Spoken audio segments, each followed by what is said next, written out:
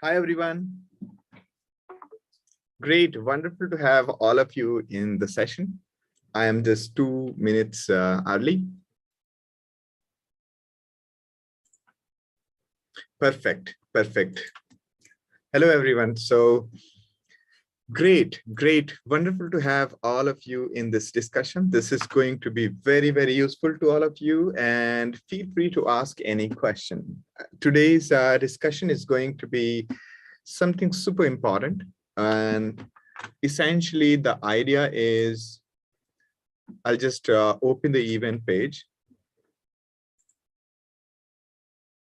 Okay, so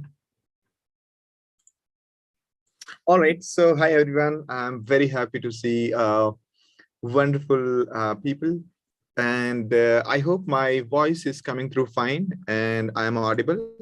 Please introduce yourself. Please introduce yourself using the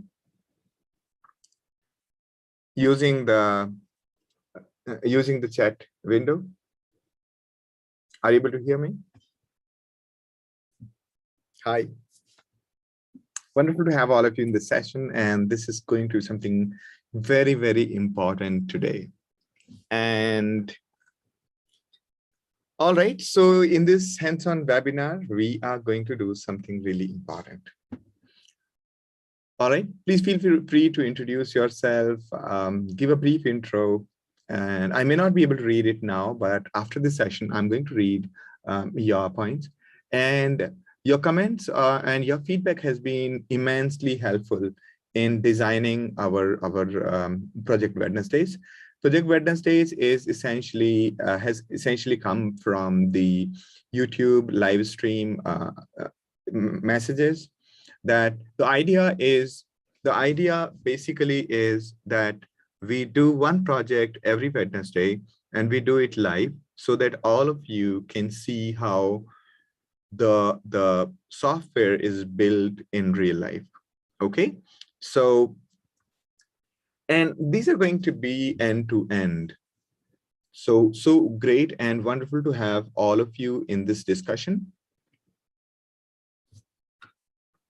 Feel free to introduce yourselves. Hi everyone, welcome to this YouTube live stream of Project Wednesdays. In Project Wednesdays, what we do is we solve a big project and we help you understand the parts of it. So far, what we have done is earlier in the first Project Wednesday, what we had done was we created a simple Flask-based deep learning app, which recognizes the images. And then we broke it down and optimized it. We optimized it. No, actually, it started with simple deep learning model, not Flask-based. Simple deep learning model, which can just recognize an image, what is there in the image, using a pre-trained model. So first one was the pre-trained model, then we made it like a web app, and then we optimized it by breaking it down into a service and into the service and into a Flask app. All right. And today what we're going to do is we're going to take this system and create something called a Docker image. All right. Wonderful. I'm missing a couple of people today, though there are many people here live today. So feel free to invite your friends and feel free to introduce yourself. All right. Please feel free to introduce yourself, and I'm going to go ahead. All right. Hi, Martin. Great to have you here. Hi, Ishan, and hi, Shivam. Hi, Abhijit, Bhaskar, and Padma, Anand, and Matam Reddy. And I may not be able to pronounce your name correctly, but I'm sure that you'll forgive me. All right, so hi Srinivas, wonderful to have in this session. And this is going to be extremely useful to all. All right, so we are 3 minutes into the session. Let's get started. All right, so how many of you know what exactly is Docker?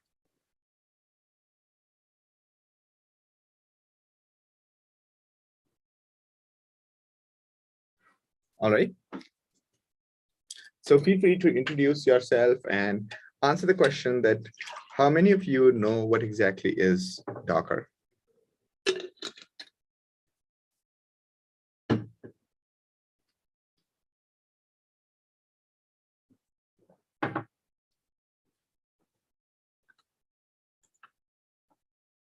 All right, wonderful, wonderful. So I'm going to start now, and wonderful, wonderful.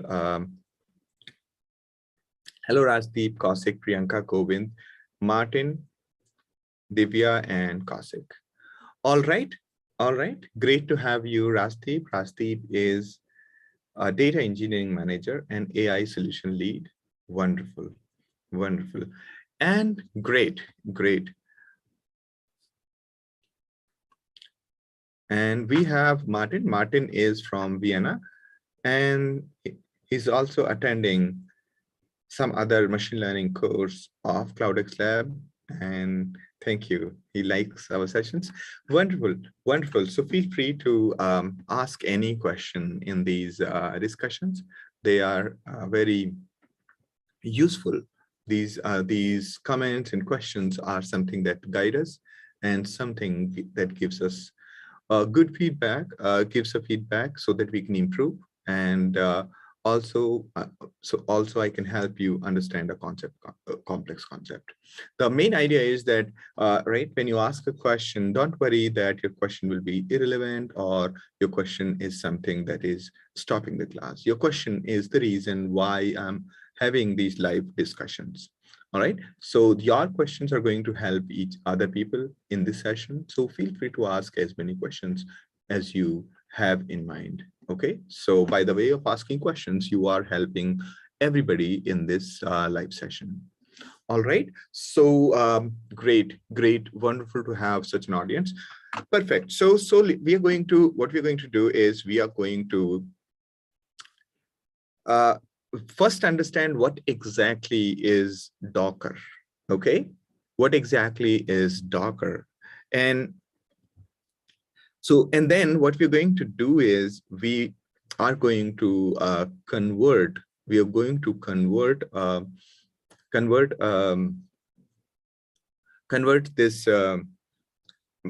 this app, or you can say we are going to convert this app into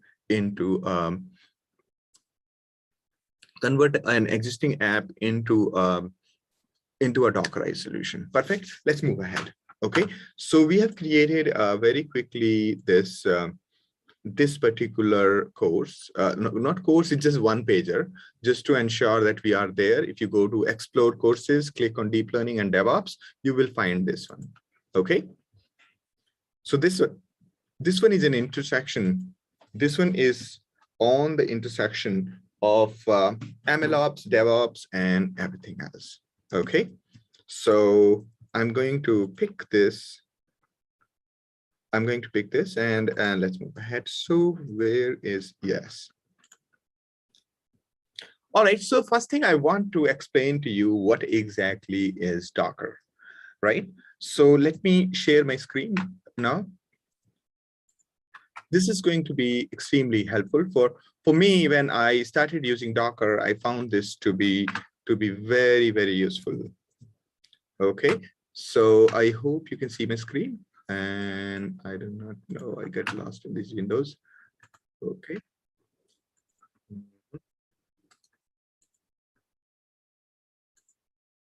Where did it go? Yeah. All right, so let me share my screen. Perfect. I hope my screen is now visible to all. Perfect. So what we're going to do is we are going to start with a simple question. What exactly is Docker? And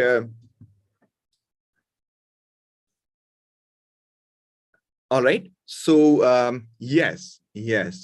And what we're going to do is we are going to create, first understand what exactly is Docker, then create a Dockerized application. And before that, we will try to understand how the web app works. All right. So what exactly is Docker, right?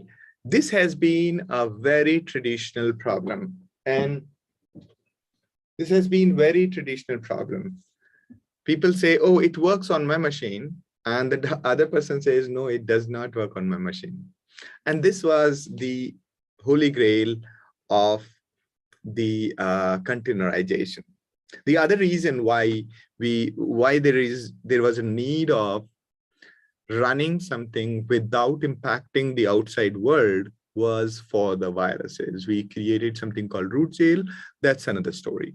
All right. So imagine that you are an engineer and you wrote a code and it worked fine, and you sent a project code to somebody, and it did not work on the person's machine. Okay. And you know, this is a common thing. When I was in second year, long ago, I wrote my first web application using Perl. And what happened was, on the demo day, we basically copied it and copied it to the presentation room. And it did not work in the production. It did not work in the presentation room. Okay, so you know what we did? We went to our hostel room, brought the computer, the PC, and the monitor to the presentation room.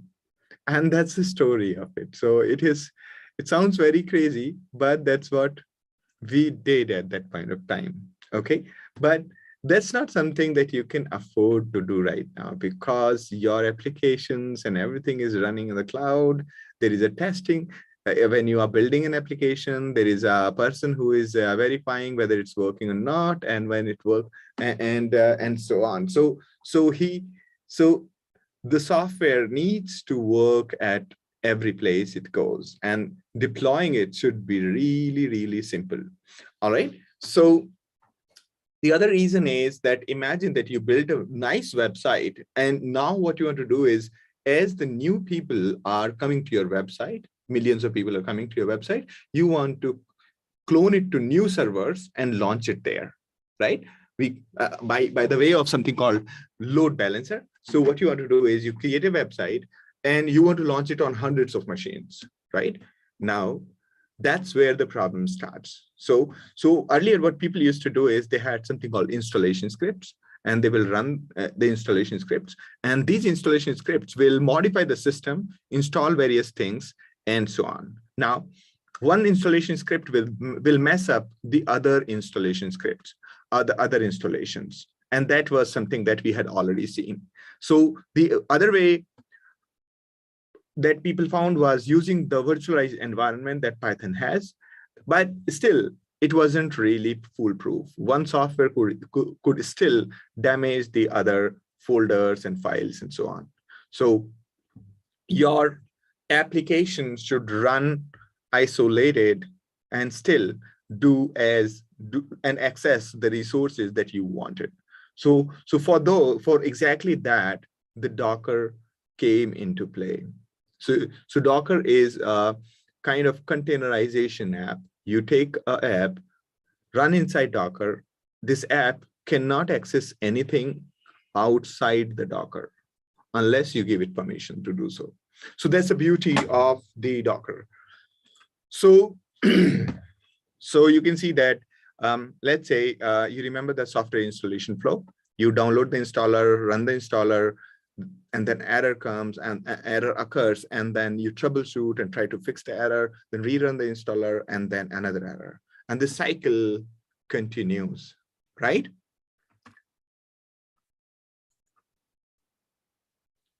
All right. So the solution is Docker, to avoid one app from mingling with the OS and other files and bothering everybody else. So that's where the Docker came. So the Docker wall are kind of, basically when the software runs inside Docker, it sees only those files and folders that are for that process. It doesn't see the files and folders of the other process. And that's exactly what it is. So essentially, essentially, there's a difference between Docker and virtual machine. Okay, virtual machine basically runs on top of the hardware. Okay, runs on top of the hardware, or you can say hypervisor. So there are three words that are involved, and there are three competing words. One is the virtual machine, okay, like VMware, for example, or there are quite a few virtual machines out there. So virtual machine is basically a big software that runs another operating system inside it, okay? And now the virtual machine could be running on something called hypervisor. Hypervisor is something like BIOS, right? Like those guys who you must have seen a software that runs as soon as the computer turns on. That's called BIOS, and you can install a hypervisor at that level, and you can have the moving apps on top of it. So that's hypervisor. So there is virtual machine, there is hypervisor, and then there is container. Container lives on top of an OS. Okay, container doesn't have an OS. Okay, container lives on top of an OS, and it could have multiple applications. So there could be multiple apps running. So what we're going to do today is we're going to create two apps, run it on the container, and these apps can communicate with each other, but they can't see each other's file system. They will communicate with each other over the port, but they can't see each other's file system and can't poke around it. And both of them are living on top of the Docker. They're not separate processes in the OS. Okay. So essentially, this is the these are the three things that you have: is container, virtual machine, and hypervisor. Okay, and there was a fourth thing. Anybody remembers from our last discussion? The fourth thing was virtual environment in Python. Okay, that's even here. Okay, so you can think of it this way. There is hardware on top of which there will be hypervisor, on top of which there will be virtual machine. In the virtual machine, there could be a Docker. Inside the Docker, there could be an app. Okay, so hardware, hypervisor, virtual machine, and the container. Okay, that's how it is. So you can basically fork multiple copies of the same app also as the Docker separate processes. Okay, so moving an app from one place to another becomes a breeze. Okay, the other thing is we create an image of our environment, and we basically save it at a central place from which everybody pulls it. Okay, everybody pulls it, and that's a good process in an organization. So what you do is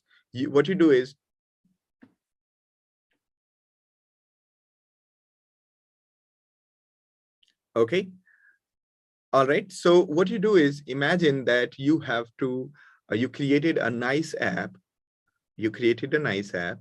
and instead of you know, taking the installer of this app and install it somewhere else, what you do is you package it in a container image.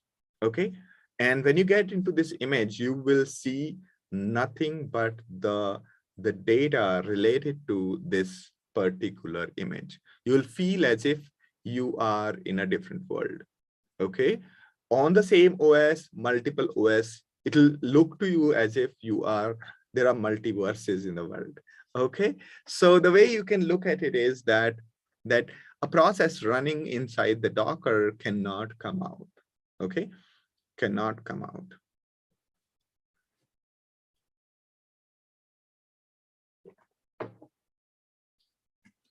Okay, and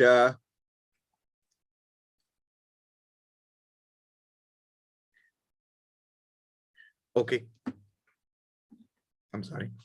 Yeah, so essentially, this is how you can think of it. Like Docker is, you know, if let's say there is a company and everybody is going to their company separately, and no, they don't interfere with each other's work. Okay, and that's how it is. That's how it is. So instead of you know, having a shared file system, shared shared bathroom, it is like independent. All of the bathroom and the shared data, shared files at a place, it's completely isolated, so that people do not mingle, mess up each other's work. That's how you can think of a container. Container basically makes process really lonely, and that's how it is. So right, so the way right now it happens in the organization is that the developer builds the image and sends it. Okay, and this image is essentially pack of the code and its dependencies along with the file system.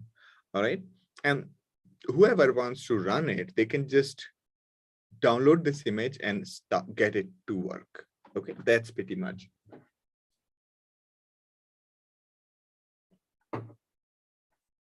Okay, so I hope this is clear to you. So Docker is essentially a software tool, removes the hassles of installing dependencies manually or packaging the files and folders and other things. And it enables packaging of apps along with their dependencies, building of images, running containers, and one container or image can inherit the image from another, right? You can install whatever software you want in this image as it boots up, and it becomes absolutely smooth. All right, so that's the Docker. So Docker is a platform to build images and run containers. Dockerfile is the recipe guide how to build the image. So we'll be writing the Dockerfile. A container is a running instance of an image. Okay, so your software, there is along with your software, there is a Docker file. From that, we create an image, we launch the image, and that becomes an instance of an image. Okay, so or you can say process. All right, so we will have Dockerfile. This is the instruction on how to what to do when we are launching it. So Dockerfile is used by Docker to build image, and then there is an image, and then so image is run to form container in which application runs. Okay, so image is the complete package that represents your something that can be launched. Okay, and once it's launched, it's called container. All right, so you can think of it, the ecosystem of Docker is there are command line tools, we call them client. There's a Docker server. This is the process that launches your containers. That there is a Docker machine, and then there are Docker images, and there's a Docker Hub and Docker Compose. Docker Compose is a mechanism by which multiple containers can be launched and they can communicate. You're going to use this, you're going to use this, you're going to use this, you're going to use images and Docker Hub. Docker Hub we are not going to use. Docker Hub is a place where you can publish your image. Another person can just pull the image from there. Okay.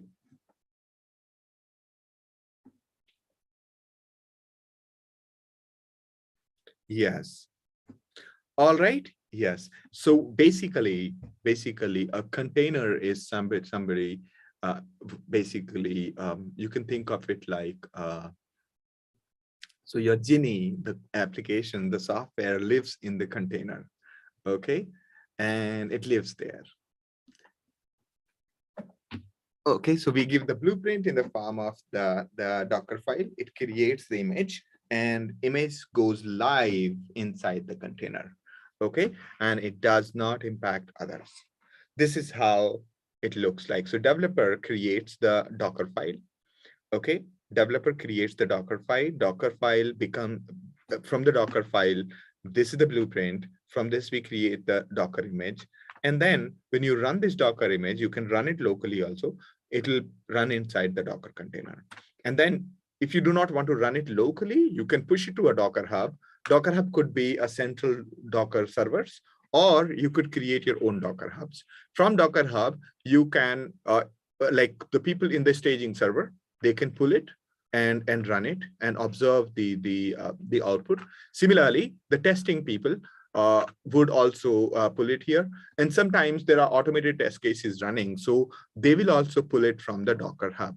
So Docker solved multiple problems. Number one, testing, deploying, and debugging. So all the three problems are solved by using the containerized system. So something that required manual intervention, and there was always this hassle of one thing destroying the other, that is gone. And this is exactly where Docker plays such a beautiful role. So your software becomes very, very portable. Okay, it is not something that can't move. You can just move it immediately, and we will show you today how.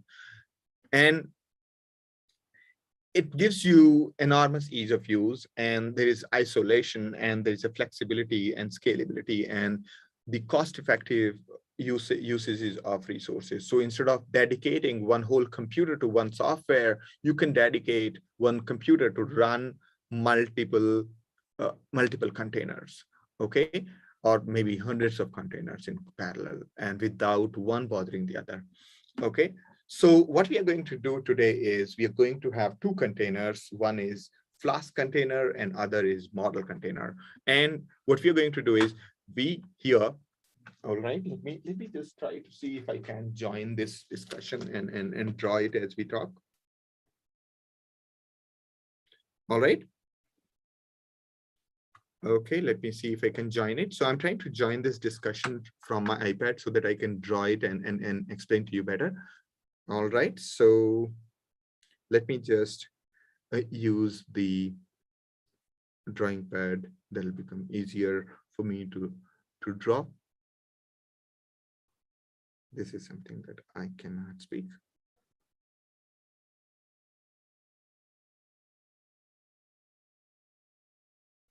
Okay.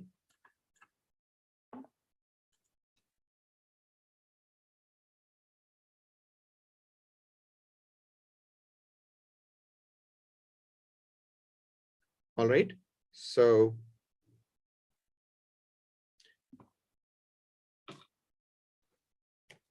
this is our Flask container, right?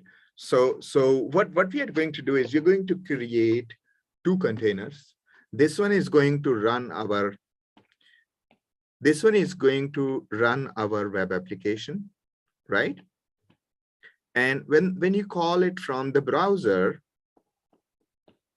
it's going to talk to this container, and here this model container is going to give us, like, we are going to pass the image to this, and this guy is going to run our neural network, right? This guy is going to run the neural network. So here we are basically, this image is basically JPG, okay, right? So from the browser, we are going to upload an image. It's going to talk to this, and this one is going to make a process call to the model container, and the model container will be basically running a service in which it load the neural network and keep it loaded, okay? And from there we are going to, from there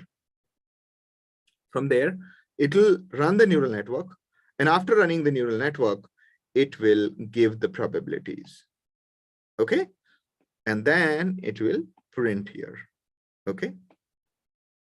So you can see that this is going to be one container, this is going to be another container, and they're going to talk to each other, and that's how it is. So you can think of it like this. There is a browser, Chrome, okay? That's what we're going to use. And here we made a request, HTTP request, okay? HTTP request, and we give an image. And from here we gave, it'll going to talk to this model container and give the JSON object, okay? And then from here, it's going to return the probabilities, okay? And then we are going to print the output, print output. I hope my handwriting is legible to you. I have really, really bad handwriting. Okay, so no matter which iPad I use or pencil I use, it's going to be the same. Okay, wonderful, wonderful. And yeah, this is the part I have not explained to my 9-year-old. Okay, for now you can think of it like computer within computer. Okay, Docker container is like computer within computer, where it's like separate oceans, separate places where one does not bother the other. Okay, the way they talk is by the way of network connection or ports. All right. Okay, so that's about the theory. Now let's get down to the work. Okay, so the first thing I would like you to do is open this particular project. Okay, so this is what it is. All right, this is the instructions. Okay, this is the GitHub repository, and these are the instructions that we will be following. Okay, so first of all, we're going to clone this repository.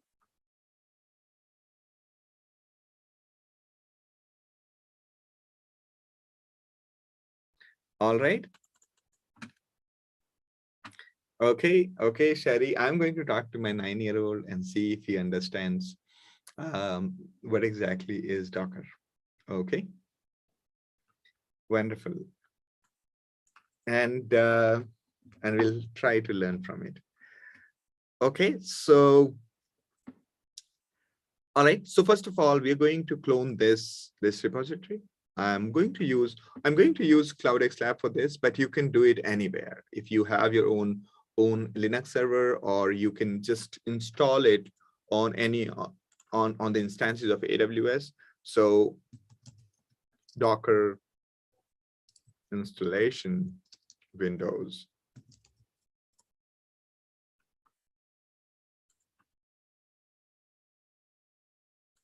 Okay, so you can install it here as well on Windows, as well as you can install on Mac, but I have not done that.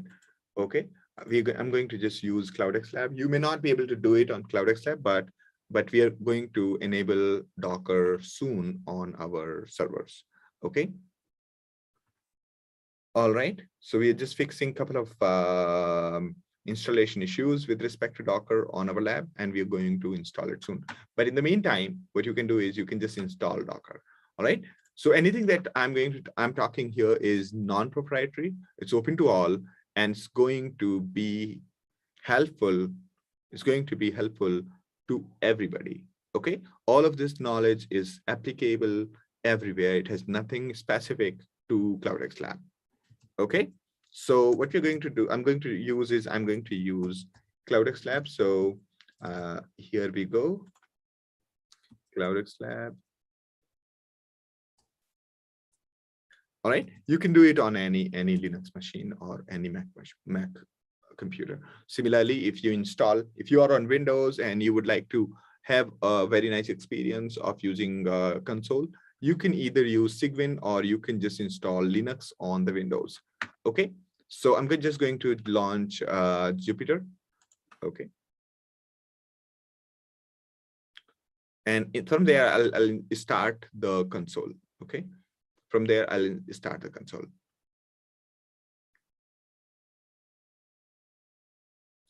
Okay, so I hope it works. All right, so you can just go and say new terminal and get started. All right, and also from here, you can log into your account like this. Okay, the password is always in my lab. Okay, and the host you can find from here.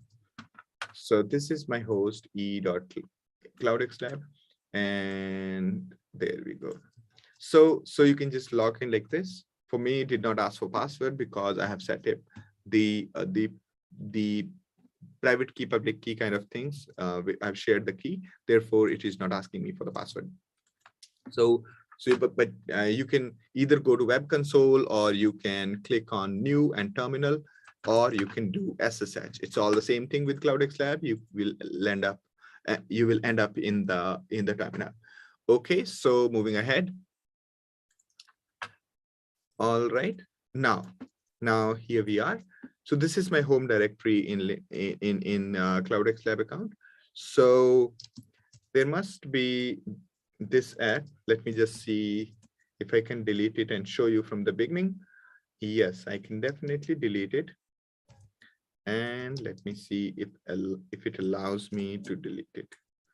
Okay, it says it's a directory. All right. All right. Why it's bothering me so much? Okay, let me try again. All right, so there we go. Now I've deleted everything. So we are going to start from here. So you can do it locally on your local computer, or you can take any instance on cloud, AWS, Amazon, Azure, or anywhere, DigitalOcean or anywhere. Okay, so anywhere there is a there is an OS where you can run the Docker. If the Docker is not there, install Docker there. Okay, so once you have installed the Docker and everything is available, then you basically clone it. Okay. All right, simple. It's cloning it. Now, what we're going to do is we are going to go to this folder. Now, it has created this folder. It says that cloning into this folder, right? So we go into this folder. So this is where exactly everything is. Okay, this is where exactly everything is. So I'm going to walk you through this. This is the copy of the code that we have here, and including this content itself. This one is inside a file called readme. Okay, this file contains the same instructions. Okay, so now basically before I go ahead and launch it, okay, first of all, or I'll just show you how to launch it, and then I'll describe what exactly is the app. Okay, so this is a web app, which this is the bundle of a single app which contains Docker compose.yml. That contains the instructions on how to build and package the app. Okay, so what I'm going to do is I'm going to say Docker build. I went into this folder. Now my present working directory is this, the one that I recently checked out. And then I said Docker compose and build, right? It has finished building it. Okay, and then I did this. Okay, I'm going to walk you through these steps again and break it down everything everything into parts.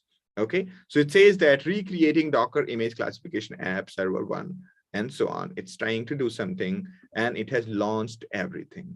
Okay, so right now it has launched the web services that we have created. This application contains two containers, the first one and the second one, and right, it has created the two containers parallelly. Now let's just open this one and then see, does it show anything? All right, looks like it does. Looks like it does. And then I'm going to just pick some image. Okay, and I'll just take a clean image. Okay. Yeah, this one is good. Okay, so I'm going to submit it. Let's see if it works. All right. So you can see that it has worked. It says that it's a 31% chance that it is a seashore, 14% chances that it is a lakeside, and I do not know what is this cat AMARAN. What exactly is this? Okay, okay, okay, I see. I see. So it is trying to guess that there's 70% chance that it has catamaran. Okay. Now, the important part is that it is able to run it and it's fairly efficient. Remember how we made it efficient last time? Okay. So let me just try to run it again and see how much time does it take. Okay. All right. So it's fairly quick. It's fairly quick. It's doing a pretty good job. All right. So now that we know the objective of this exercise, it's essentially the same from the software perspective. It is doing the same thing, but now using the containers. What does it mean to you? It means to you that your software will run at ease. Nobody has to install anything. They'll just have to do Docker build, and they have to say Docker compose up. Okay, Docker compose build and Docker compose up. That's it. And you have the web app.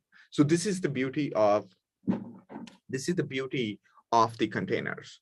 Okay, and these things are not going to intervene with each other. Okay, whatever they do, they are not going to intervene with each other. So that was the very quick demo of it. So I'm going to walk you through it. All right. So the first thing is, let's take a look at Flask Server, right? You remember that in the Flask Server, we had the full folder structure, static, app.py, and we also created a test client. And this is the entry point. So what is Flask? Flask is a web application software which converts the URL into some piece of code, meaning when some user is calling your web server's URLs and hitting your web server with the URL, the Flask will basically translate that into logic. Okay, or it'll respond, or it'll call a particular program to handle client's request. So that's exactly the Flask, and Flask essentially has the entry point called app.py, and we have, let's take a look at the app.py. Remember this? Okay, so this one is not really doing anything. It's calling the other service. Okay, and this other service is basically located at this particular port. Okay, this service is located at 5576 port. All right, and basically this one is going to run. This one is going to run on. If you take a look at app.py, what port is going to run? It's going to run on 4114. Okay, 4114. So Flask Server is running on this port. What exactly is a port? Port is essentially like if there is a company, what they do is they put a window there to interact with the customers, right? They put a window and put a person or group of people to respond to the customers, instead of customers coming inside and running around to find somebody to talk to. The customers are going to talk to the people sitting at this window, right? That's exactly how the design of a web application is, or any network service is, that they listen, the software listens on a port. Port is a symbol or symbolic thing for the network socket, and the other people just come to the port and talk to this one using the language that this particular software understands. Like if you are talking to a email server, you will be connecting to the server, the port at which the email server is running on a computer, and from there you will be talking to the email server using the SMTP protocol. Okay, so that's the language you talk to a software, email server. Similarly, if you are running a web server, let's say google.com, you're running, and that would be running at certain port, and you will be talking to it. So the port is that every software can run on a port. All right. Also keep in mind that a computer can have multiple network cables or network interfaces, and for each of them, the software could decide from which interface it can handle the connections. Okay. So we call it binding, which interface or a hardware or a software interface for the network it is our program is going to listen to. Okay, so that is another thing. So here we are saying that 0000, meaning our Flask application is going to listen on every interface that is there, on a computer. Okay, so and the port is basically the number, a number from, I think, from 1 to I think not 1024, 1 to something like 64,000. Okay, it essentially is an integer number.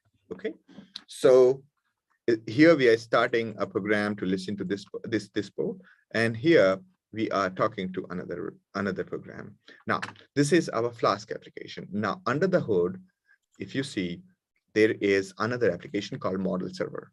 This model server is also running at certain port. Okay, model server is going to listen on which port?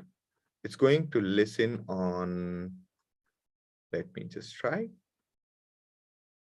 Okay, so you can say that backend point is here. You can see it's going to listen on 5576 port. Okay, so you can imagine it this way. You can imagine it this way, that here, what is that port? Here, what is that port? This is 5576. Okay, because a software, there could be multiple programs running on this. Okay, so you can see it listens on 5576, right? And on what port it is listening? This one is listening. The Flask app. It is listening on 4114. Okay, if somebody has blocked these ports, then we'll have to change these ports. Okay, in case you are not able to run it, it says that there is an error, you'll have to run. Okay, so it's called 4114. Okay, so it's running at 4114. So when the user talks, user will be talking to this. Its name is both e.cloudxlab.com, and this is also running on that. Perfect. So basically, this is how it looks like. Okay, so we are going to talk to this guy here, this guy here. One more important thing to note, that if you are putting this inside the container, okay, so this Flask container is going to contain Flask inside it, right? So Flask is listening on 4114, right? This outside one could listen on any other, and we can map these together.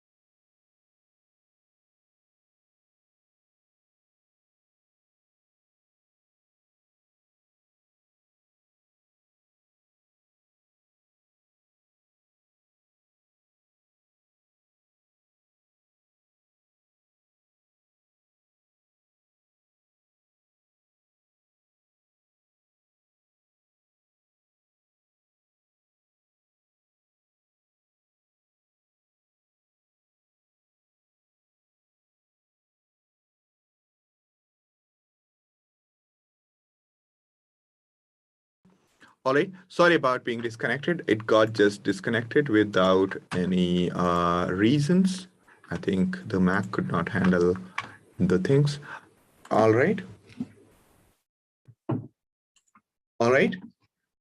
Are you able to hear me and see the screen now, everyone?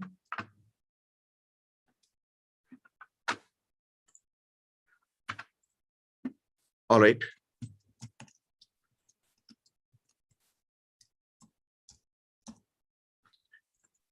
Okay, so you can see my screen, everyone.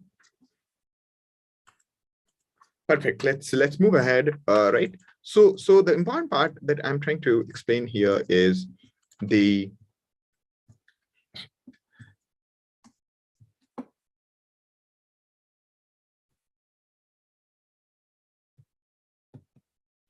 okay. So what I was trying to explain is that in the container there is a Flask web server running. In this container there is a model running. It'll be running at certain port. It'll running at certain listen on certain port, and you can say ear is like listening to, and then ear that's listening. So we can map these two. Similarly, this is an ear and this is an ear. So this is one port and this is one port. So it's basically listening on those ports. And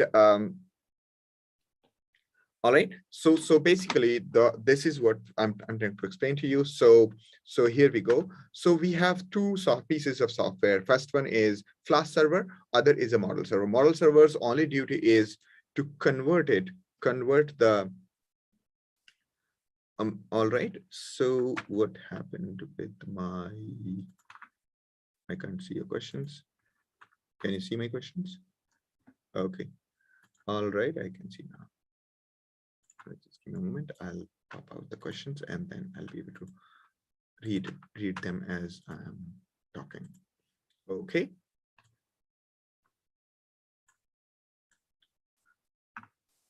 All right. So yeah, I can see your questions. Now, moving ahead. So basically what we have done so far is we are able to run it very simply. Okay.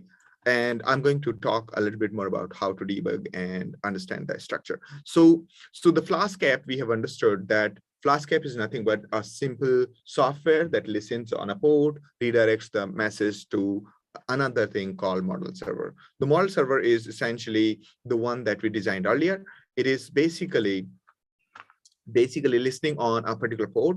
And here, this is where it has loaded the ImageNet neural network. This is a pre-trained neural network. It has loaded it, and using that, we are basically doing the predictions. Now we have these two applications. Now, question is, how do you Dockerize them? Let's take a look at the first one. How do you Dockerize this web application? So let's take a look at the Dockerfile. Dockerfile is the key file which contains the instructions on how to install something. So this is the format of Dockerfile. You have various commands, and then there are arguments. Okay, so the first command that you can see here is from Python 2. So we are saying that this particular container or image is going to be created from an image of Python version 2. Okay, that's it. So we are not telling which OS, nothing. We are just saying that anything where Python is running, just give us that image. So it is going to inherit that particular Docker image and then apply the changes. The first change is that we are going to have a working directory called /app/Flask Server. This is where whatever data this folder contains, this is going to be copied there. The data is going to be copied there. So when I say copy dot requirements dot is going to copy this file from here, is going to copy this file requirements into that. Okay, so it's going to copy that requirements. Okay, now it's going to copy it's going to install everything that is there in the requirements. Okay, then it's going to copy the entire folder, everything from the current folder of Flask into the new image. Okay, and then it's going to launch cmd python app.py. Okay, and this app.py basically is going to launch the Flask server. So that's it. That's it. And it'll basically, this is the Docker file that contains instructions on creating an image. All right. So you can test it out independently and it should work fine. Now, let's take a look at the model server Docker file. Okay. Here what you see is from Python 2, we again defined a work directory, meaning in this image, in this new computer that we are creating or new environment or container that we're creating, create a folder, that's going to be our place of where our stuff is going to be copied. Then we copied the requirements. We also copied the dog.png, and then we basically run the requirement like we installed all the requirements. Okay, and then we copied remaining folder. Of course, when we are copying everything, we don't need to really copy this one. That's okay. And then finally, here we are running the entry point. Okay, so this server is being launched here. So this image, when it's launched, this is going to be called. Okay, so let's move, take a step back. Now, we have two pieces of software. They both listen on certain port. They both have a Docker file, and they both have their own file system. Okay. Now, the question is that we want to launch both of them together. How do we do that? So that's where the Docker Compose comes into play. Okay. Instead of using Docker Compose, you can also use Kubernetes. So Docker Compose essentially launches multiple containers in a single shot. In a similar way, if you have Kubernetes system, it will also do the same thing. Okay, so here, keep in mind that we have, you can see here, this is essentially, if you have multiple servers running and you want them to launch, then them to be launched, launch it like this. So we say that services, these are the services. One is a Flask server, other is a model server. And when we launch it, we are providing the context. We are saying that the context, as in the subfolder, is this, and the Docker file is this. Okay, so how to build this particular services by the way of this folder and its file. Okay, the Docker file that contains instructions on how. Right. Next is mapping. Okay, mapping between the server that is running inside the container and the container. So container is going to listen on certain port, and the Flask is going to run at certain port. So this port could be different. This port could be different. This port could be different. And that's the beauty of it. And here, basically, we are mapping the folders. So we are saying that local folder this is being mapped to /app/Flask server. Okay, so everything in the local folder is being mapped here. Similarly, this is inside the container, and this is outside the container. Okay, the local one. Similarly, we have, in both the cases, we are also marking the terminal to be true. I'll explain to you why, because we will show that if you have to debug a particular app, what are you going to do? All right, so here we go. And similarly, similar to this one, we have created the Docker file for the model server and so on. And here you can see that the port numbers are different. Okay, so here, this server is listening at 5576, but this service is going to listen at this. And whenever the traffic comes to this, it is going to pass on to this port. Yeah. So you can think of it this way, that this is our container. Inside this is living our model server, right? Model server is ear. This ear is at 5576. It's listening on 5576. And this guy is listening at 4115. Okay. And when we are mapping, these two are getting mapped. So we are going to talk to 4115, is going to pass on the message on this port called 5576. All right. So that's how you can visualize it. So this is the ear. This is our ear. This is listening. Okay. All right. So that's how it is. So this one is called container, or you can say model server container. Okay, model server container.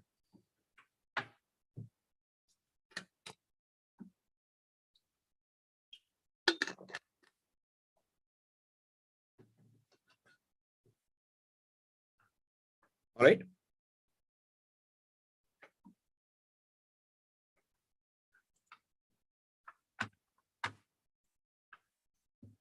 Wonderful. So this is our Docker Compose, and we are going to debug these services a little bit more.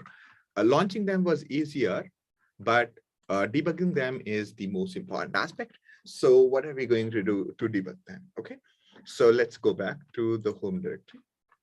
Okay, if you scroll down, you will see this particular part. Okay, so right now, this is the server one that is running. Let it keep running. So it is running 2 Docker containers, one for the model, other for the Flask server.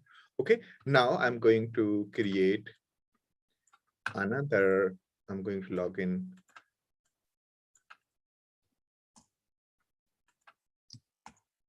Okay.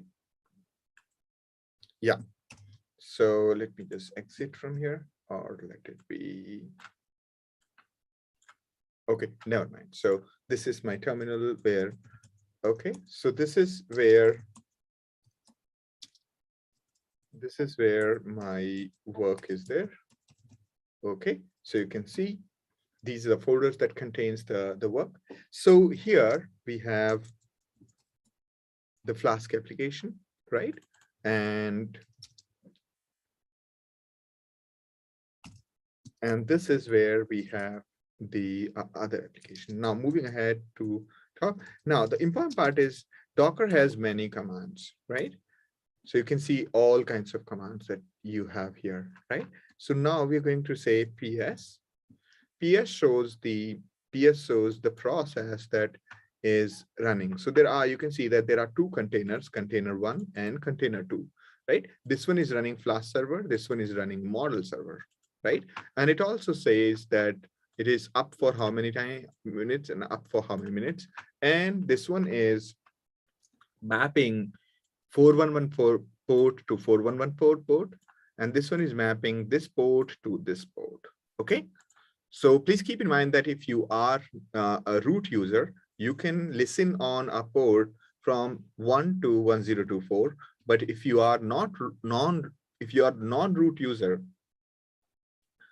okay, then you have to use a port which is greater than 1024. All right. So now coming back to it, so Docker PS shows this part. Okay. Now moving ahead, you can see if we have to interact with this particular system, this Flask server, what we have to do, we have to use this. Okay. We have to use this kind of a command. So I'll just show you. So let's get into this this particular image. Okay. So here I am. So this is my container, right? So my present working directory is this, and you can see hash. Hash means I am the root here. Who am I? Okay, so I'm the root inside the container. All right, and so you can see here there is only one folder. Okay, so there is a full set of folders you can see. Okay, and notice that the /app folder contains only one server, only one folder, right? Called Flask server. Nothing else is there. Similarly, there is a home folder inside it. Okay, so it's completely kind of a pristine system inside a system. So which basically is making you feel that you are inside another server, though it's just a kind of container. Okay, so you are logged inside this virtualized environment.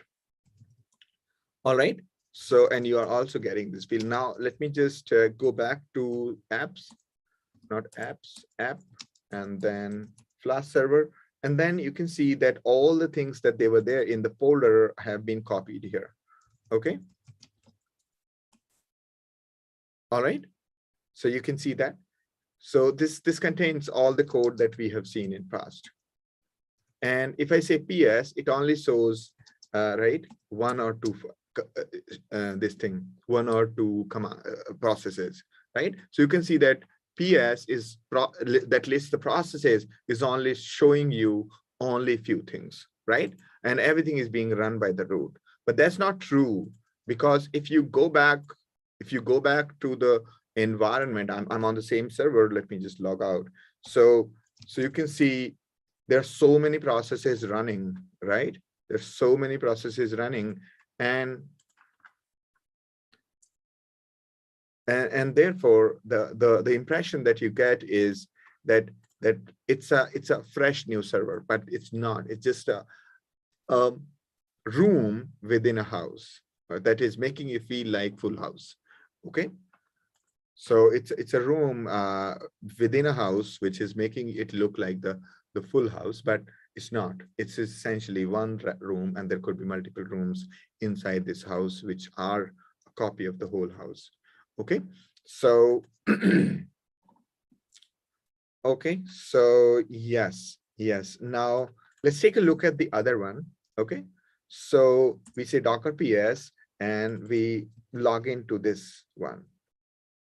Okay, so we're logging to that one, as in, right? Now here also you will see PS AUX. It shows all the processes, and there are only 4 processes running, right?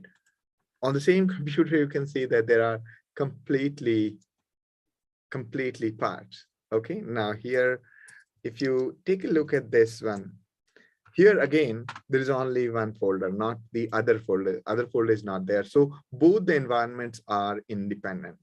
Okay, it's like living in a hotel where you and your friends are living, and you both have separate bathrooms, separate beds. And unlike at a place where you have shared bathroom, shared room, and so on, right? So a normal system, it's a single system in which there is single place you're living, and so on, right? The Docker makes it possible to separate and make them independent, so that if this particular app is going to delete another folder, is going to only harm itself, nothing else. Okay, so that's about it. Now let's say we wanted to test that client. If you remember that client that we built last time, if we wanted to do that, you can see that it is running fine, right? And what does this test client does? Test client basically is this. This one is calling the same service with the image of dog, okay? And it's telling that standard poodle is this, right? And the image of the dog is here, okay? So this is the dog.png. All right, you can see this one. 67% chance it's a poodle, and the 19% chance it is golden retriever, and otter hound is this much. So you can see that the predictions are very precise. Okay, so that's about it, and I hope this made sense to you. So we were able to interact, explore around the Dockerized environment. All right, so feel free to ask questions. I hope I made sense, everybody.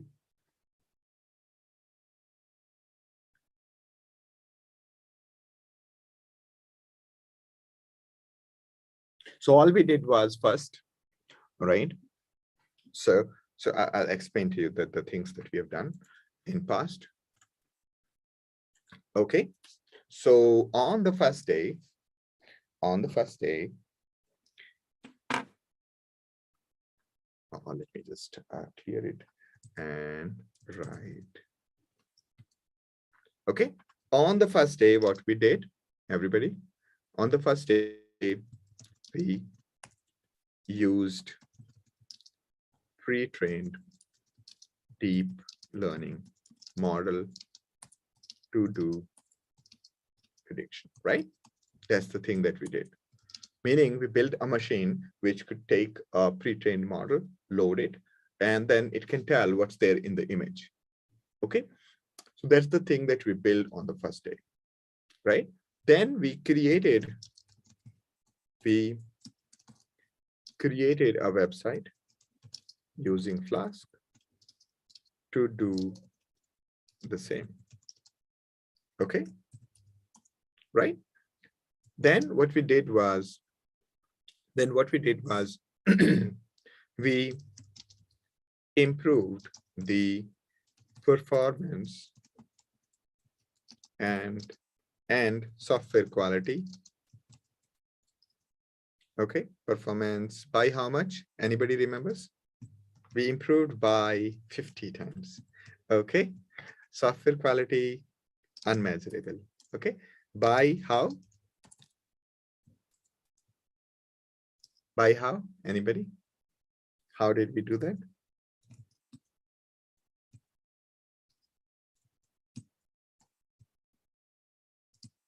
Break a single software into two, okay?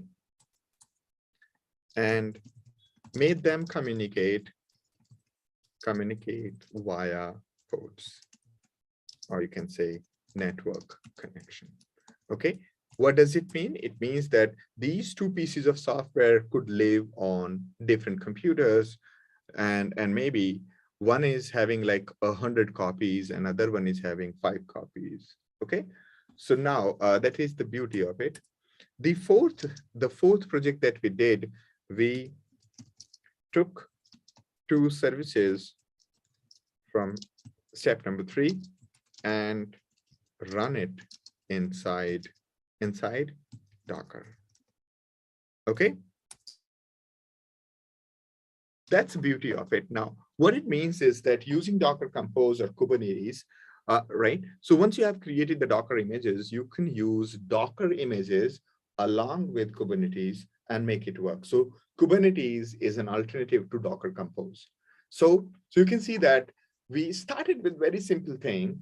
Now it's a industry grade project, okay?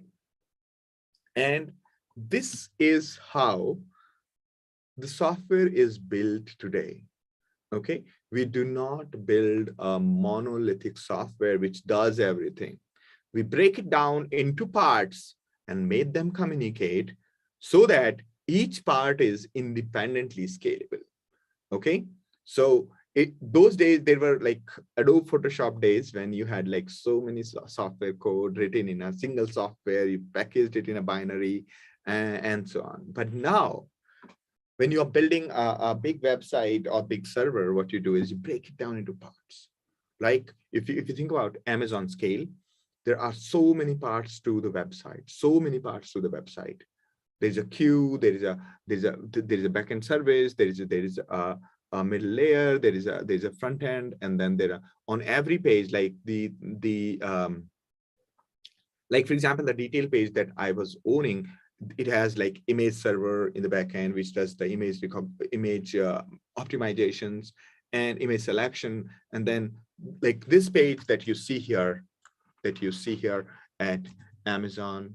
Okay, I'll just open amazon.in, right? Amazon.com. Okay, so if you are, okay, I hope it opens. Yes. All right, feel free to ask questions. So I'm actually done. I'm just trying to explain to you a little bit more why it's not opening. It's like super crazy. Okay, let me just open it.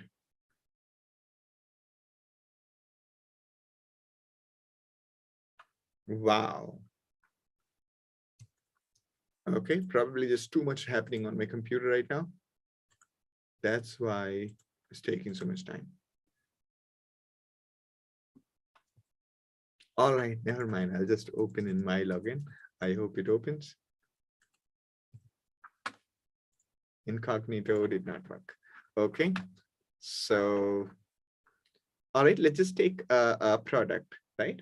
A product, let's say,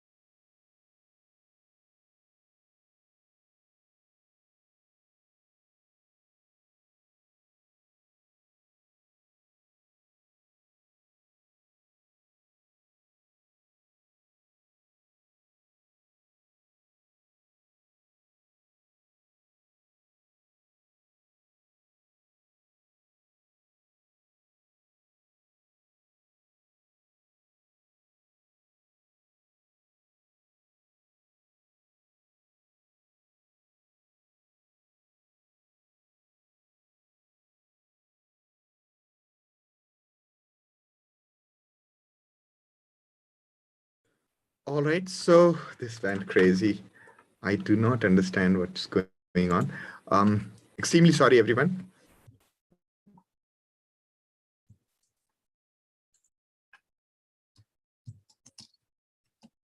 Got disconnected again. Extremely sorry. I need to figure this out. This is happening only when it's getting heated up. Okay, so extremely sorry about this. Okay, I hope my screen is visible now. So what I was describing to all of you is that if you go to let's say one of these products, okay, so this page is being rendered by calling multiple services. Okay, so one service is giving this image, other service is giving this data, other service is giving, so probably more than 50 plus services in the background are giving the data for this. Now you might be wondering that why it is so fast. Okay, why I'm telling you this, because I own this page, and here what we did was we're calling basically different services maintained by different people in the organization, and like somebody is maintaining the availability. This is called availability. So somebody's maintaining availability, somebody's maintaining the price, somebody's maintaining the reviews and ratings in an organization. So everybody is owning their services, and that's how the Amazon is able to stay efficient, even though they are just too many people right now. So even though they are big team, they're able to manage efficiently the servers. Now this is the idea behind breaking down everything into services, and every team is owning their services, no matter which database they use. It doesn't matter which database each service is using under the hood, or what kind of design paradigms each one is using. It does not matter. What matters is that everybody is owning their parts. Okay, so there are hundreds of services that are giving us, right, this data, and we are rendering it here. Okay, so essentially that's the idea behind converting everything into services. All right, and that's what we did. We broke down the big part into two parts. One is a web server, another is the deep learning part. The deep learning part is just taking care of doing the AI work, while the web application is taking care of rendering the UI. So that's how it is. And this also solves lots and lots of other problems like scalability. All right, so let me go ahead with your questions. If you have more questions, please ask. All right, are you able to hear me and see?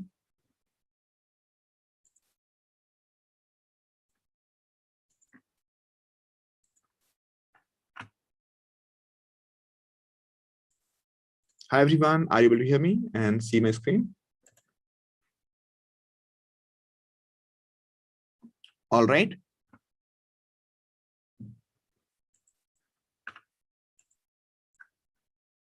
Okay, let me just try it again.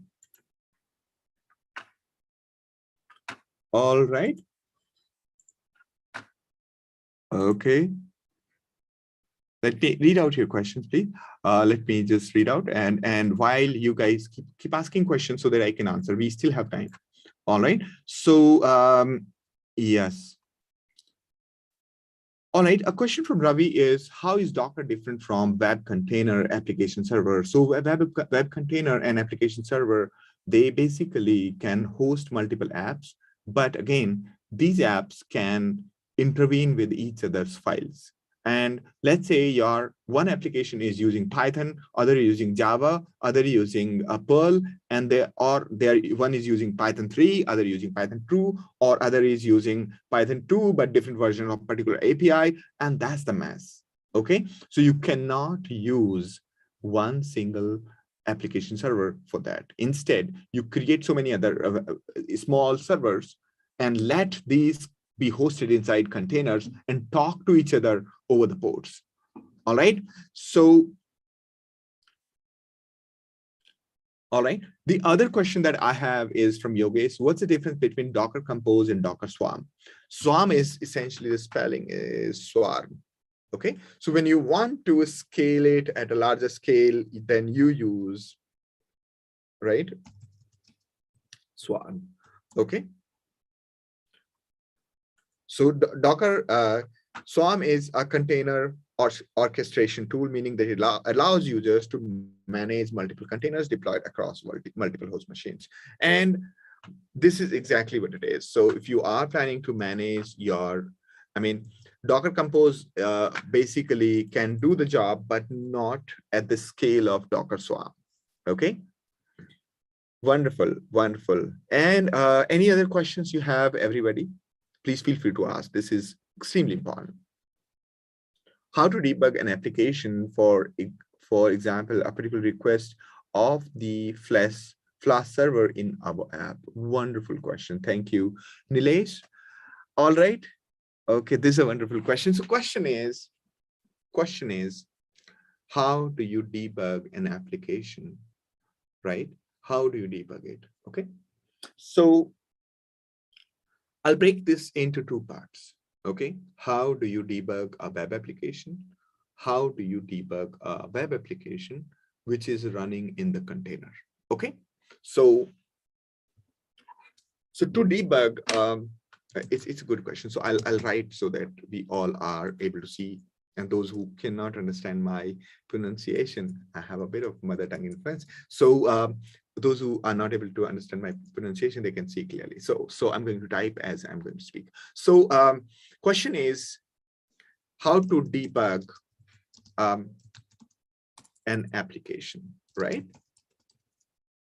Now, first one is, we'll talk in the context of today's system, right? So this can be broken down into first part. How do you debug? How do you debug Docker container, right? Okay. Question is using this one we have discussed earlier. So the idea here is using the find out the ID of the image, like Docker PS. So you can do here, let's say Docker PS, and we can see this image. And let's say this is the Flask server, and we go back to there, right? You can say Docker exec, and dash ID. And this is the ID of our container. And then we say bash.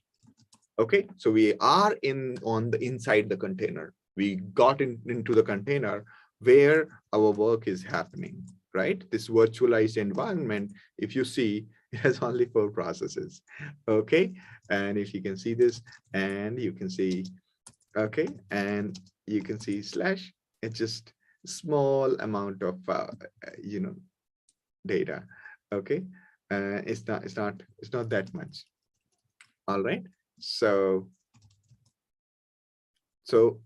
slash home is empty and so on. So this is where it is. So right now we have this web application. Now, how would you debug this? That is the question, right?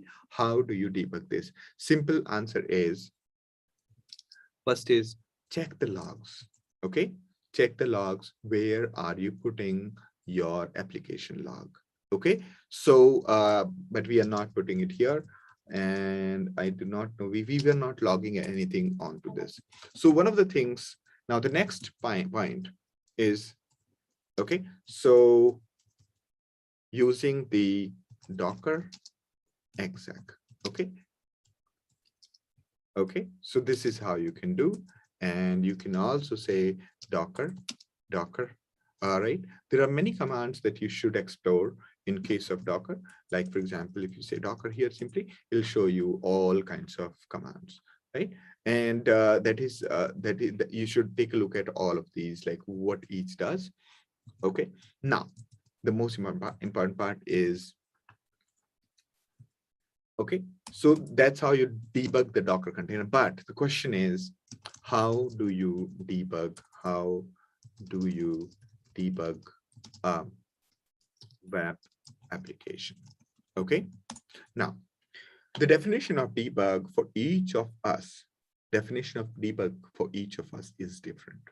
Okay, one of the definition of the debug is that we take the web application, okay, and walk through the stepwise. Okay, so one of the ways of doing it is that we turn on the debugging service, right? Service. So and then and attach a client to it. Okay, so whenever there's a step through the code, it'll fire an event saying that, okay, I found something, and listen on the debugging service will be listening on a port, and you can connect to it. So you can take a look at Python debug API. Okay, so you can take a look at the PDB, Python debug interface, where you can attach to any module and can observe what's going on there. All right, so now the third, the real way of, okay, the real way of solving this problem. This is not really effective. Why? Because when you cannot really debug in production by stepwise. What you have to do is use logging wisely. Okay, use logging wisely and take a look at the logging library. One of the wonderful things that happened recent past is there is a wonderful library for logging in case of new programming languages, and almost every language or every environment has a logging. Logging is essentially putting something into file, so you can fine tune your log messages. While printing a message, you can say that what kind of logger you want. Okay, what kind of severity do you want? Do you want it high severity, low severity, critical severity, and so on?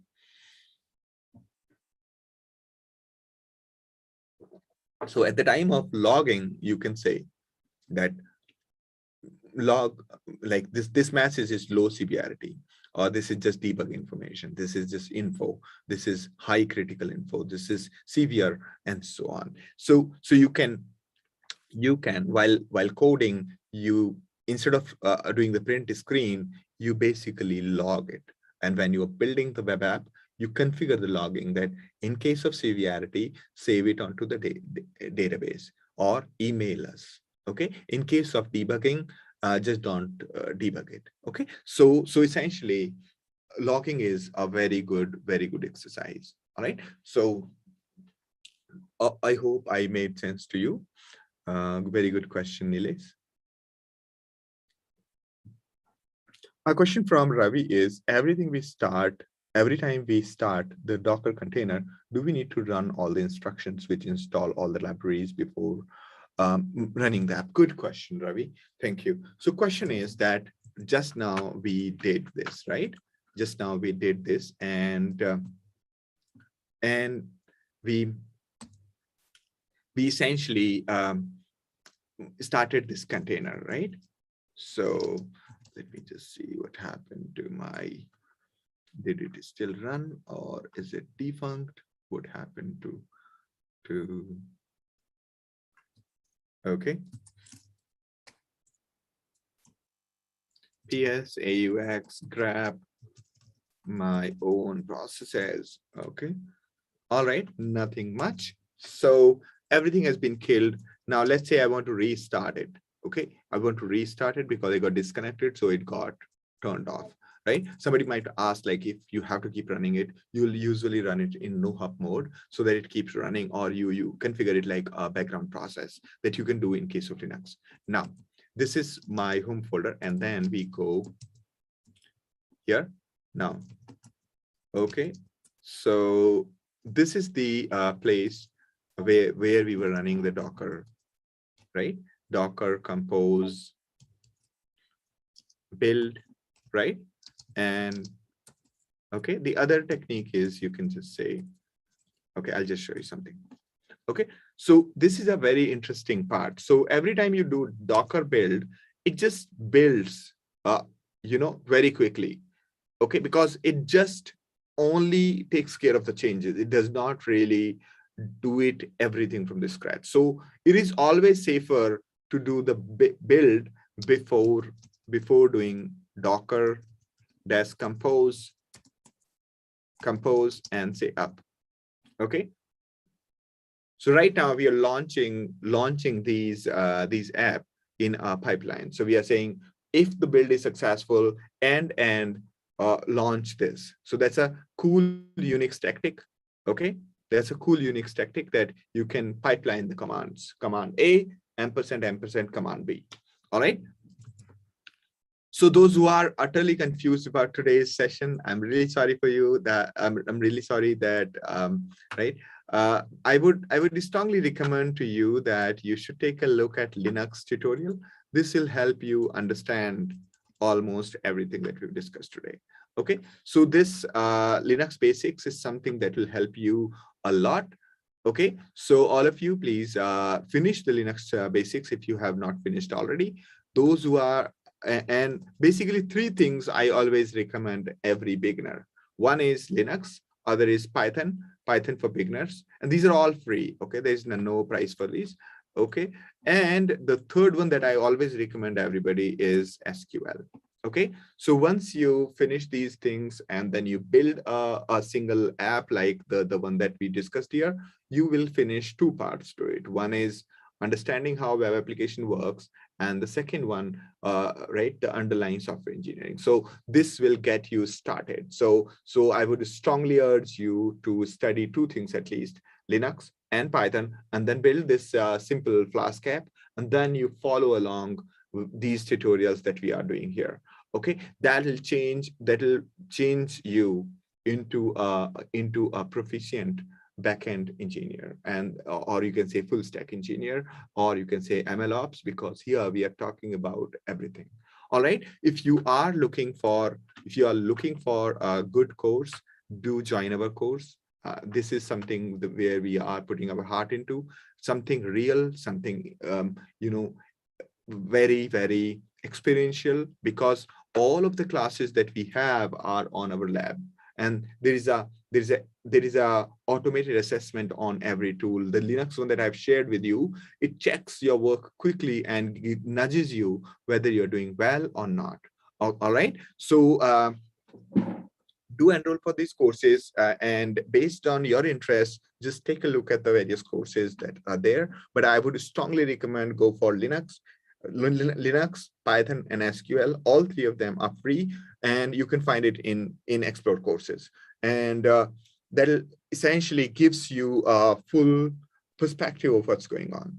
All right. So, and of course, these 4 projects that we have done here in this discussion, these 4 of these is going to be extremely useful for anybody who is trying to do engineering. All right, there are a few questions that I'll take every time we start. Okay, so I hope, Ravi, I was able to answer your question that you should always do. Okay, but if you are not building or you're not changing any code, you just do Docker container up, Docker compose up. That's all.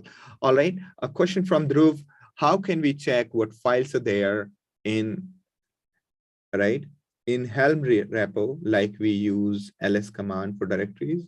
Okay, when we add a repo. Okay, so Okay, so take a look at the Helm manual. I have not used Helm much. Okay. Okay. All right.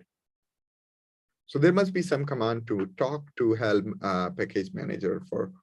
Okay, just like Docker Hub is there's a package manager for Kubernetes, and you can take a look at the docs and take a look at exactly what are the commands. Okay. All right. So good. I learned something new today. And yes. Okay. So you can add the repository, search the repositories, and so on. Take a look at that. I hope. All right. So thank you, everyone. And perfect. All right. So any other questions before I say goodbye? This was really, really informative to many people, and I'm happy that you really liked it. And if you have any questions, do let me know. All right, I'm going to kill the service now. Okay, to kill the service, you can just press Control C. It just stops everything.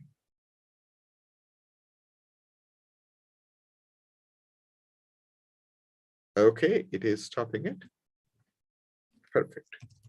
Okay.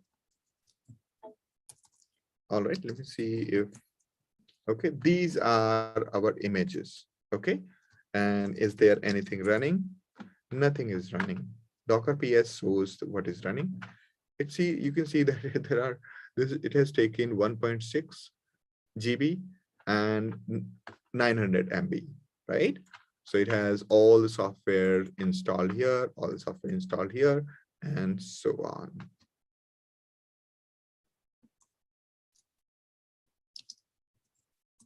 All right. Thank you so much. And the next seminar, this next webinar is going to be again on coming Wednesday at the same time.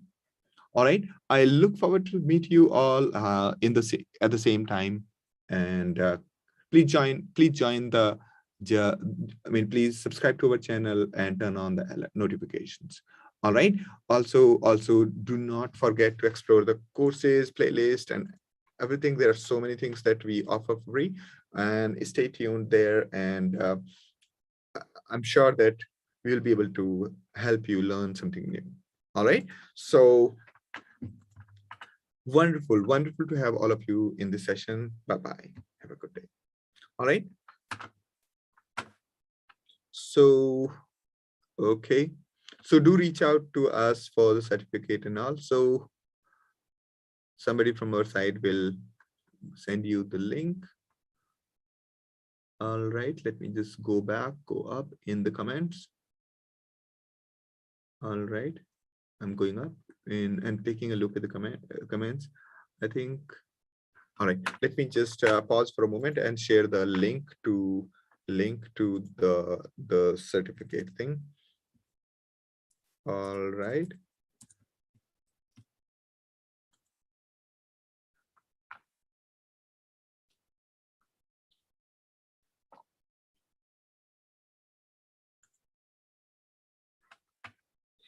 Okay, so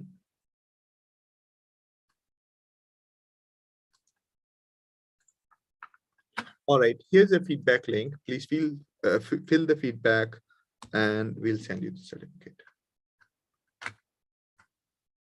Okay, please fill the feedback and we will send you the certificates. Okay, let me again share, open this. Okay, so please fill the feedback form and we'll send you the certificate. Okay, thank you so much and have a good day. Bye-bye. Have a good day. I hope this session was useful to you. Yes, there are career tracks for DevOps. Please come over to CloudxLab. You can see here that, right, they are the, okay.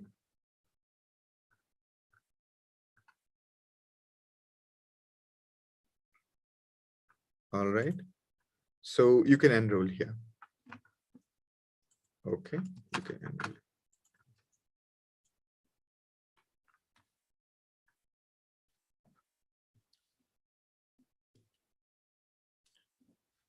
Perfect. So have a good day and stay connected.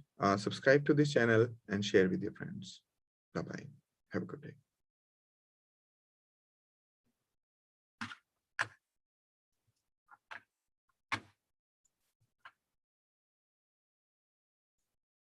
Okay, you come over to CloudxLab. Just go to CloudxLab, and here you will see the top.